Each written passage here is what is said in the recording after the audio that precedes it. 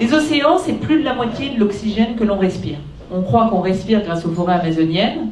Eh bien, plus de la moitié en réalité de l'oxygène, elle vient des océans, qui sont en fait un absorbeur de CO2 et qui nous rendent de l'oxygène grâce au plancton, au phytoplancton.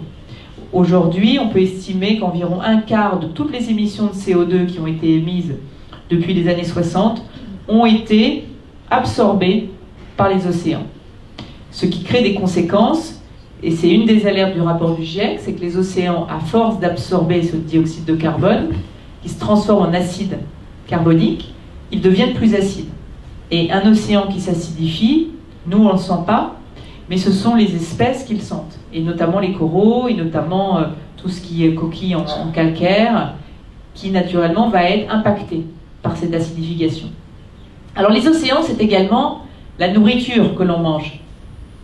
Nous, on ne s'en rend pas tout à fait compte, parce qu'on a quand même un panel de nourriture assez varié, mais pour environ la moitié de la population mondiale, c'est l'apport de protéines principal qui vient du milieu marin.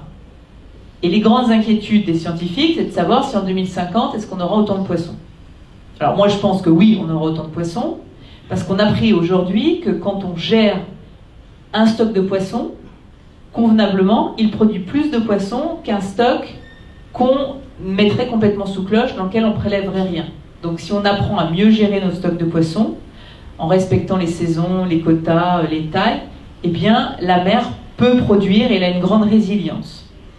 Et cette nourriture, elle est celle que l'on voit, elle est celle qu'on imagine moins qui sont dans les barrières de corail, parce qu'on pense souvent que les barrières de corail c'est un aspect touristique, mais en vérité les barrières de corail jouent un rôle très important dans tout ce qui va ensuite occuper nos océans, puisqu'un quart de toutes les espèces naissent sur les barrières de corail.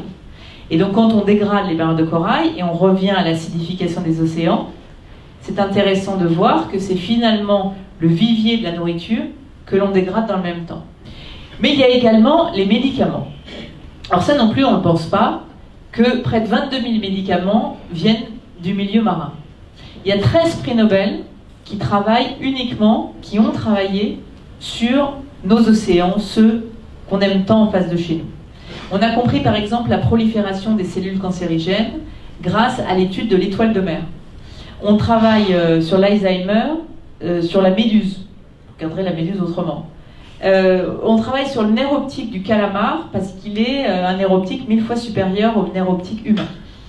Donc c'est fascinant de voir toutes ces propriétés médicinales qui viennent du milieu marin. La richesse, elle est devant nous. Et que si tu préserves ce potentiel-là, et les services qu'ils nous rendent, les services que nous rendent les écosystèmes marins ont été chiffrés par Robert Constanza, qui est un chercheur américain, à 2000 milliards de dollars par an. Ce serait le chiffrage des services rendus gracieusement par le milieu marin. Et ça, quand on aura compris ça, on aura compris que c'est dans notre intérêt de préserver et la nature et ce grand bleu qui fait vraiment la richesse de notre planète.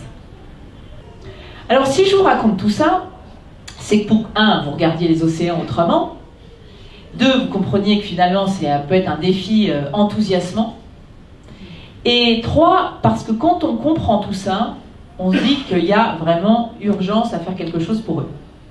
Parce que c'est en apprenant, en comprenant les choses, c'est pour ça que ce livre, c'est 20 ans de ma vie, de compréhension accessible à tous, de tous les domaines qui ont lien avec l'océan.